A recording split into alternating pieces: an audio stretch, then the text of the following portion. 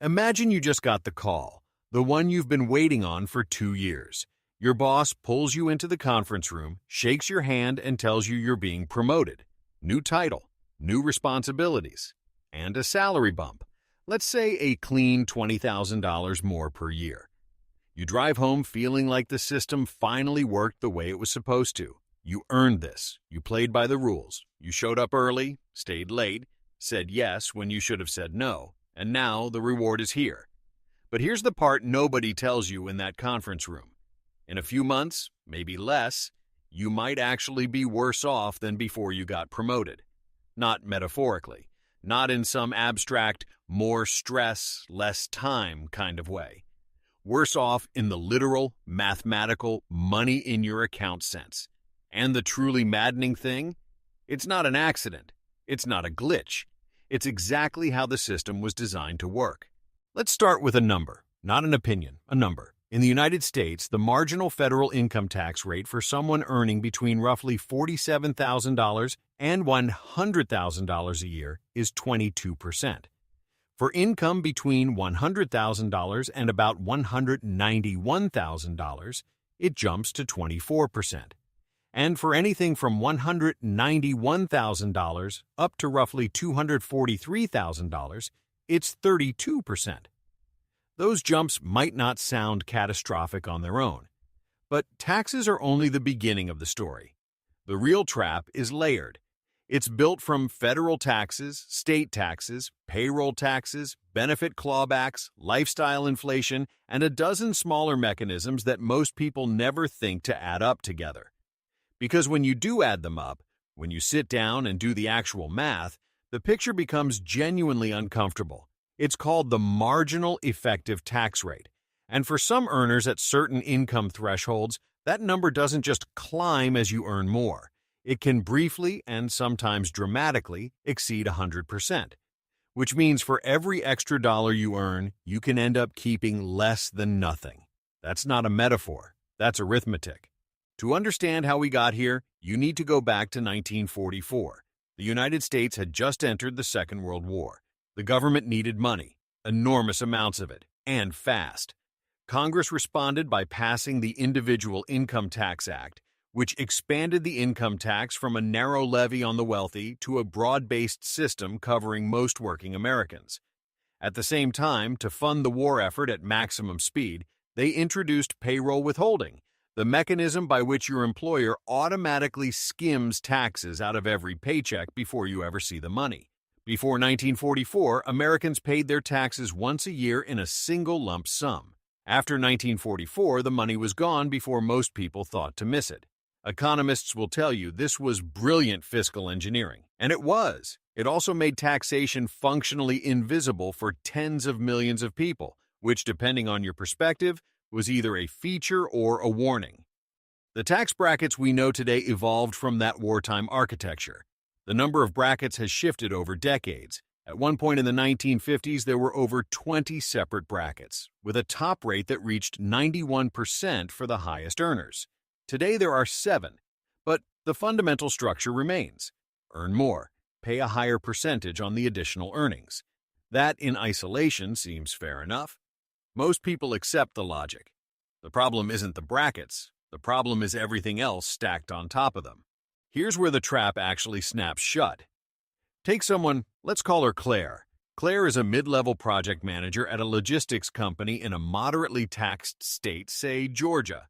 She earns $95,000 a year. Her federal income tax rate on most of her earnings sits around 22%. Her state rate adds roughly 5.5%.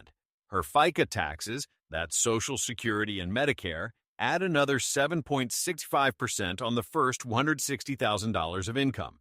All in on a marginal dollar, Claire is surrendering somewhere around 35 cents to various levels of government. That's manageable. Uncomfortable, but manageable. Now Claire gets promoted. Her new salary is $115,000.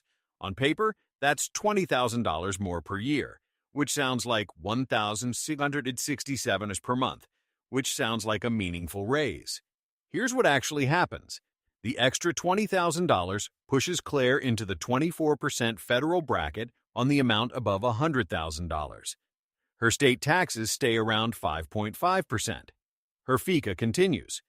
But this is also the income level where several other things quietly start to happen. If Claire had been receiving any credits or phase-out benefits, they begin to disappear. The child tax credit, for example, starts phasing out at $200,000 for single filers, but other credits begin fading at $100,000 or even below.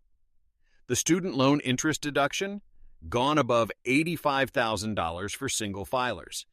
The earned income tax credit, already gone at her level, but if she had previously been near the phase-out, every dollar of raise is a dollar of vanishing benefit. Now add something most people don't think about at all: benefits. At $115,000, Claire's employer may restructure her benefits package. Perhaps she loses a subsidy she had for health insurance that was income tested. Perhaps she becomes ineligible for a housing assistance program she'd been using. Perhaps the subsidized child care assistance in her county, which phases out sharply at $110,000, is suddenly gone. Claire's $20,000 raise might effectively deliver her $8,000 in take-home pay once every mechanism has extracted its share. That's a real marginal effective rate of 60%, but we're not done. Now let's talk about the part that isn't a policy decision, the part that's purely psychological. It has a name. Economists call it lifestyle inflation. Behavioral psychologists call it hedonic adaptation. Everyone else just calls it what happens when people start making more money. The promotion comes with a new title. The new title comes with a new social context, new peers who earn what you earn, new expectations, some spoken, most unspoken, about how you dress, where you eat, what you drive, what neighborhood you live in, what you do on vacation. This isn't weakness. It's a deeply human response to social signaling. The research on it is consistent and decades old. We anchor our sense of what's normal to the people immediately around us, and when that group changes, our spending follows almost automatically, usually before we've consciously decided to let it. Robert Cialdini documented this in his work on social proof. Thomas Stanley and William Danko spent years cataloging it in The Millionaire Next Door, where they found repeatedly that high-income earners, doctors, lawyers, executives, often had substantially less wealth than their lower-earning neighbors simply because their spending rose in lockstep with their income. The promotion that was supposed to accelerate your financial progress ends up on a treadmill. You spend more on the apartment because the old one felt wrong for someone at your new level. The car lease made sense at the new salary. The wardrobe upgrade was essentially professional. The dinners out, the weekend trips, the golf club membership, the private school consideration, each decision seemed individually reasonable. Together they form a wall. And here's the cruelest part. The research suggests this process generates only a brief spike in happiness, typically 2 to 6 months, before satisfaction returns to roughly its previous baseline. The lifestyle went up, the happiness didn't follow, but the spending stayed. We should zoom out for a moment because this isn't only about taxes and lifestyle. There's a third layer to the trap, and it's arguably the most consequential one. It's about time. When you get promoted, your relationship with your employer changes. The implicit contract shifts. You're no longer just doing a job. You're representing an investment the company made in you. Your availability becomes, subtly or overtly, assumed to be broader. Your phone gets checked more. Your evenings get less clean. Weekends begin to blur. Harvard Business School professor Ashley Willens has spent years studying the relationship between money, time, and well-being. Her conclusion, drawn from surveys of thousands of workers across income levels, is blunt. Above a certain threshold, additional money does not increase happiness unless it's accompanied by more perceived control over your time. Most promotions give you more money and less control. This is not a small distinction. Time is the one genuinely non-renewable resource in the system. You can lose money and make it back. You cannot recover time. And yet, the entire architecture of modern career advancement is built on a trade. Surrender more time in exchange for more money, while the tax system and lifestyle pressure conspire to erode much of the monetary gain anyway. Some people make this trade consciously.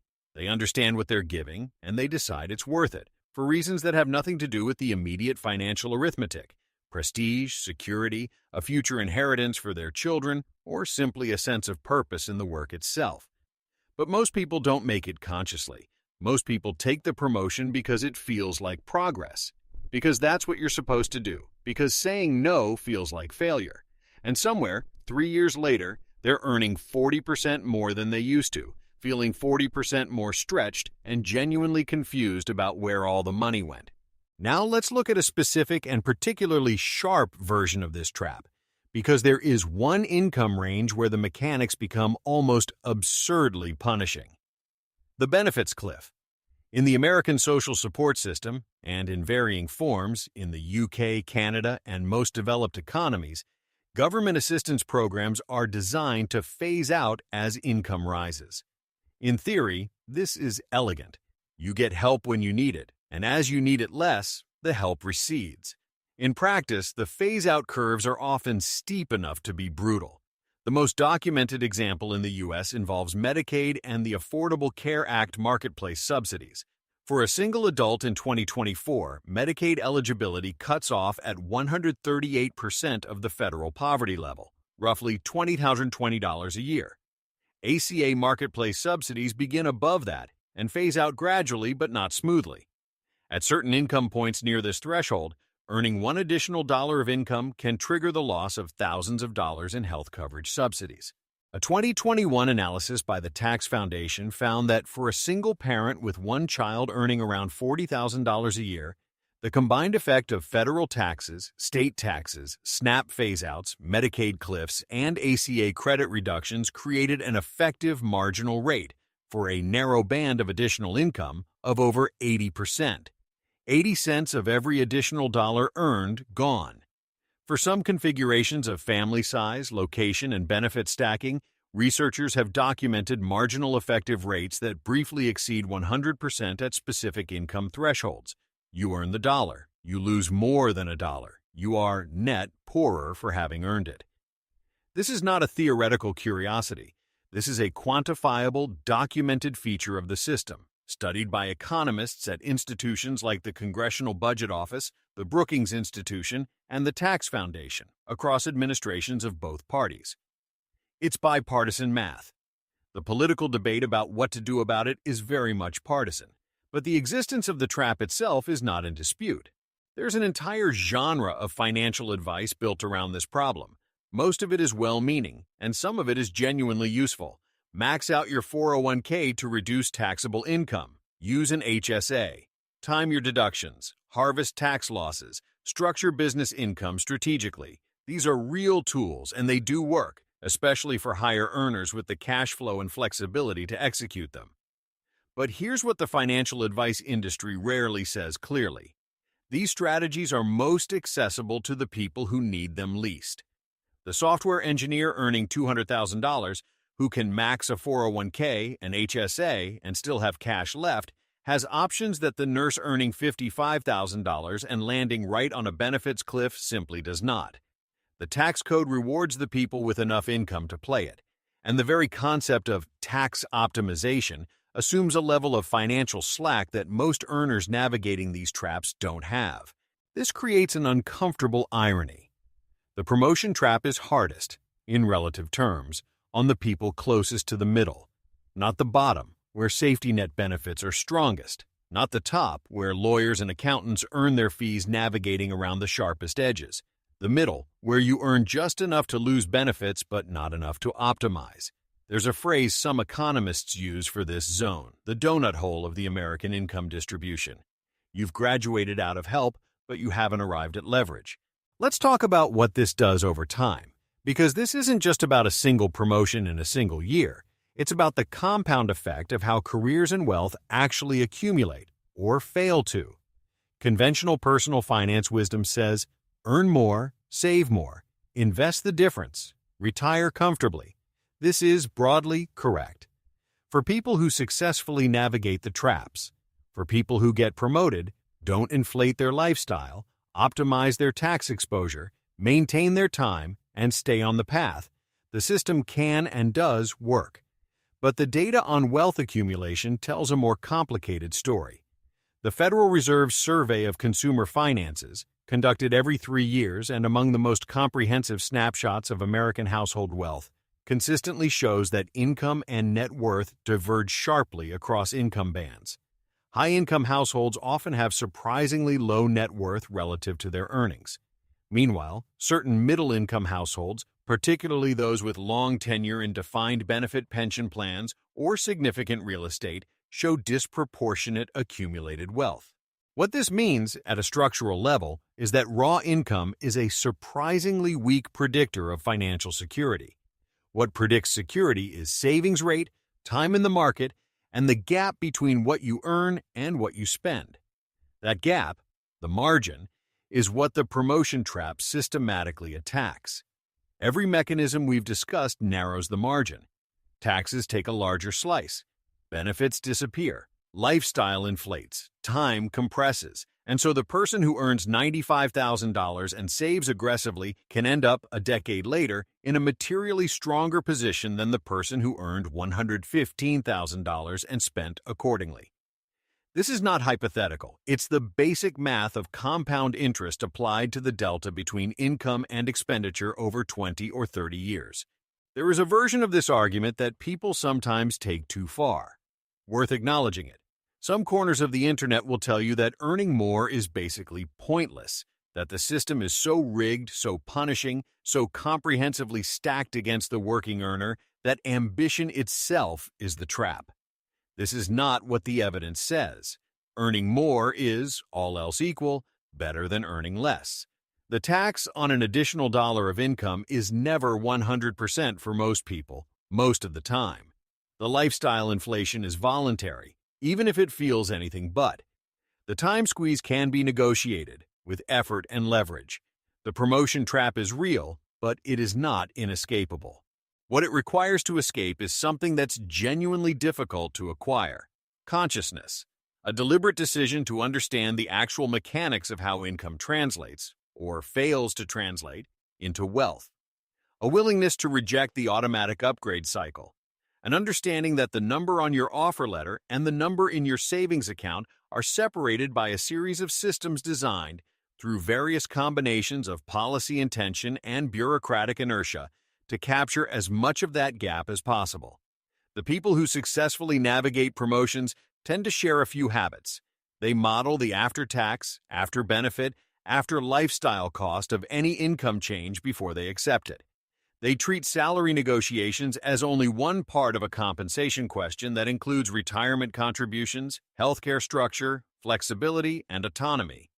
They resist the social gravity of peer group spending with unusual consistency. None of this is secret knowledge. Most of it is publicly documented. The marginal tax rate tables are on the IRS website. The benefit phase-out schedules are published. The behavioral economics literature on lifestyle inflation is enormous and accessible. The issue is that nobody hands you this picture when they shake your hand and tell you you've been promoted. There's one more piece to this worth sitting with. The promotion trap is, at its core, a story about how we collectively mistake motion for progress.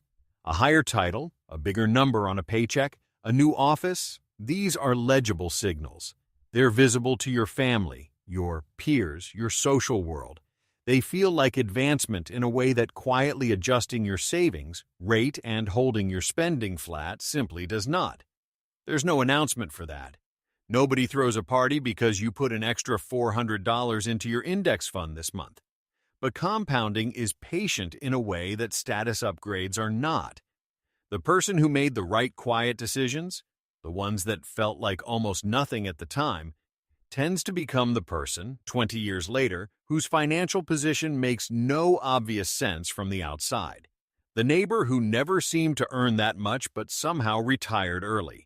The colleague who dressed ordinarily and took modest vacations and bought a reasonable car and one day mentioned casually that they owned their home outright and had no debt. These people are not rare. They're just quiet. And the people caught most completely in the promotion trap tend to be the most visible. The ones with the right cars outside the right houses, living on the full width of their income, one unexpected expense away from a problem, every marginal dollar of every raise pre-absorbed by the system before they had a chance to direct it. The trap works, in part, because it happens gradually. Because each individual decision, the apartment upgrade, the car payment, the credit utilization, the slightly nicer restaurant, is defensible on its own terms. Because the brain is wired to respond to relative comparisons rather than absolute numbers. Because the tax form arrives once a year, not every time you spend. Because by the time you see the full picture, you're already in it. So, here's where we land. You earned your promotion. The system told you more money was the goal, and you reached toward it. And in many ways, that reaching was real and valid and worth something. But the gap between what you were promised and what arrived in your account and in your life is not a rounding error. It's a feature. It's the aggregate output of a tax architecture built during a world war, a benefit system that cliffs rather than slopes, behavioral wiring that hasn't updated since we lived in small social groups, and an entire consumer economy engineered to convert income into expenditure as efficiently as possible. None of this means earning more is pointless. It means earning more is necessary but not sufficient. The raise is the starting point, not the finish line. And the distance between those 2 points is crossed not by working harder or longer, but by understanding the mechanics of exactly where the money goes between the moment it's promised and the moment it compounds into something durable. The promotion is real. The trap is also real. The question isn't whether to earn more. The question is whether you understand what you're actually earning, and whether you'll still be asking that question the next time they call you into the conference room.